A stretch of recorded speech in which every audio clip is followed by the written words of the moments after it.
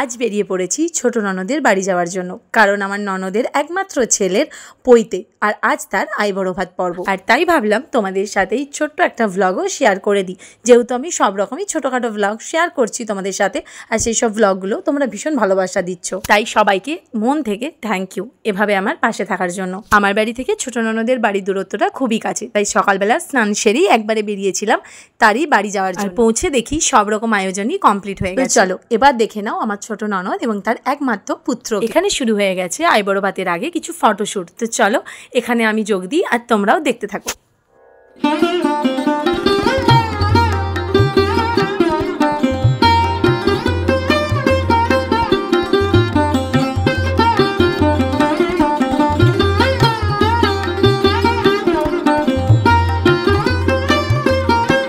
শুরু হয়ে গেছে আইবড়ো ভাত খাওয়ানো। তো এখানে আমাদের চকাইকে আমাদের বাড়ির ছোট কাকিমা আইবড়ো ভাত খাইয়ে দিচ্ছে। ছোট কাকিমা খাইয়ে দেওয়ার পর এখানে আমাদের জেঠিমা আইবড়ো ভাত খাওয়াচ্ছে চকাইকে। জেঠিমার খাইয়ে দেওয়ার পরে এখানে জেঠিমার বড় মেয়ে মানে আমার ননদ, সে আইবড়ো ভাত খাওয়াচ্ছে। আর তারপর মামাবাড়ির ফ্যামিলির মধ্যে আমি যে লাস্টে আইবড়ো ভাত খাইয়ে দিচ্ছি। এছাড়াও ওখানে অনেকেই ছিল যারা চকাইকে আইবড়ো ভাত খাইয়েছিল, কিন্তু ব্লগটা অনেকটাই বড় হয়ে যাবে তাই আমি সবারগুলো তুলিনি। আর আইবড়ো ভাত খাইয়ে দেওয়ার পরে এখানে চলছিল আবারও কিছু ফটোশ্যুট।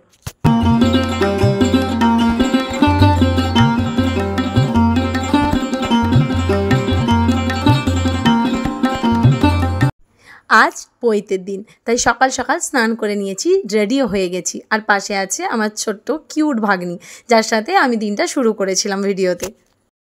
এর আগে আমার চ্যানেলে প্রচুর উপনয়নের ব্লগ দেওয়া আছে, কারণ সেটা হতেই থাকে আমাদের বাড়িতে। তো তার জন্য আমি পুরোপুরি সেভাবে কিছু দিইনি, যেগুলো যেগুলো আমার মনে হয়েছিল যে ভালো লাগবে তোমাদের, সেইগুলোই শুধুমাত্র এখানে দিই। আর বিভিন্ন অনুষ্ঠানের মাঝে এই গায়ে হলুদরা আমার ভীষণ প্রিয়, প্রতিটা কাজে ঘরেই, তাই গায়ে হলুদরা আমি কখনো মিস করি। চলো ননদের বাড়িতে কিভাবে এনজয় করলাম, কিভাবে কি করলাম সব কিছু তোমাদেরকে শেয়ার করব, তোমরা দেখতে থাকো একের পর এক।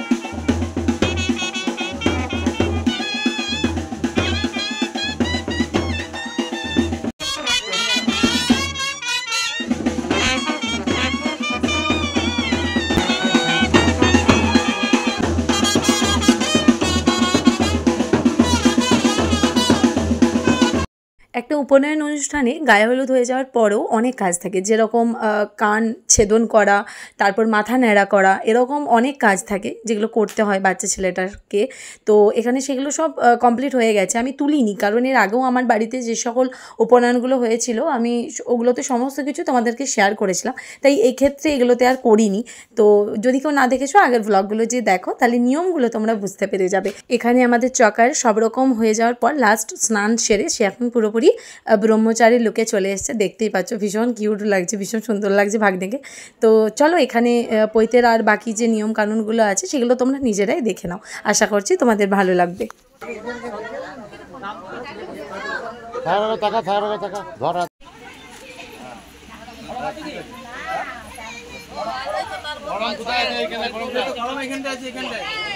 তো এখানে উপনয়নের মেন পার্ট যেটা হয় ভিক্ষে দেওয়া, এখন সেটাই শুরু হবে, কারণ আমরা বাড়ির অনেকে ওয়েট করে আছি, এমনকি খাইও নি সকাল থেকে কিছু।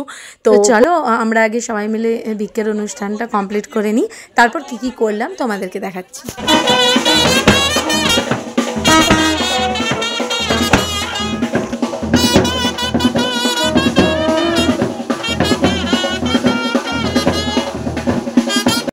যখন ভিক্ষে দেওয়ার এই অনুষ্ঠানটা হয় তখন যে ব্রহ্মচারী তাকে একটা মন্ত্র বলতে হয়। তো যেহেতু ছেলেগুলো ছোট ছোট বয়সে সব মানে উপনয়ন হচ্ছে, তো এটাই স্বাভাবিক, বলা ওদের সম্ভবই নয়। তো যাই হোক, ও বলতে পারছিল না বলে আমার না ওর মুখটার দিকে তাকিয়ে খুব হাসি পেয়ে গেছিলো। আর যখনই আমি হেসেছিলাম তখনই ও আমার দিকে তাকিয়ে ও হাসতে আরম্ভ করেছিল। তো বেশ মজা হয়েছিল আমাদের এই সময়টা। আর তারপর ভিক্ষে দেওয়া হয়ে যেতে আমি যেহেতু মামিমা, তো একটু স্পেশালি ছিলাম এখানে, তো এখানে একটু পোজ দিয়ে দিলাম, ছবিও উঠে গেছি। তো এখানে আমি ভিক্ষে দেওয়ার পরে আমার ফ্যামিলির আদার্স যারা ছিল, যেমন আমার পিসি, তাছাড়াও আমাদের ননদরা সবাই মিলে এখানে ভিক্ষে দিয়েছে। তো আমি আজকের এই ব্লগে এর থেকে বেশি কিছু শ্যুট করিনি, খাওয়া দাওয়া শ্যুট করিনি, কারণ প্রচণ্ড খিদে পেয়েছিল, বসে না ভিডিওর কথাটা আমার মাথাতেই ছিল না।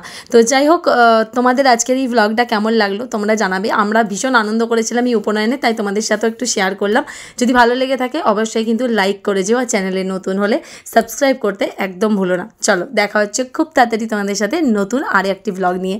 ততক্ষণের জন্য নিজে ভালো থেকো, অপর কেউ ভালো রেখো। টাটা।